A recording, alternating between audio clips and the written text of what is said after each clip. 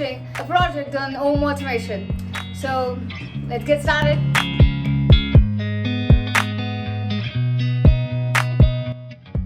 Foremost, I connected all the parts to a circuit board to make the connections easy.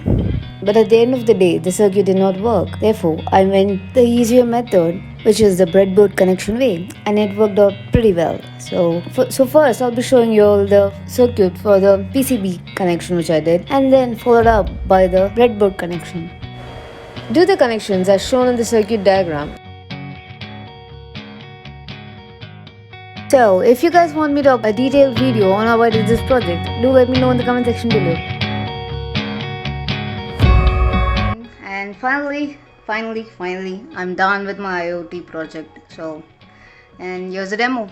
So, the thing which I did wrong is I didn't connect the switches correctly to the ports. So, this switch basically controls this port. So, here's the link up, and yeah, as you can see, once I on the switch, I'm getting the response in my phone as well, so I can control it back like that.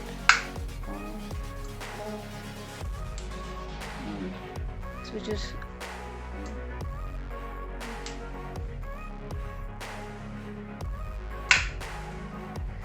Then this port is actually connected to the switch, so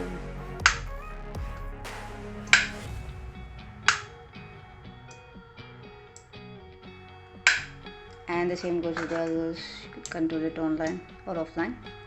Thanks for watching. If you really like my video, do give me a thumbs up and feel free to share your thoughts in the comment section below. And do subscribe.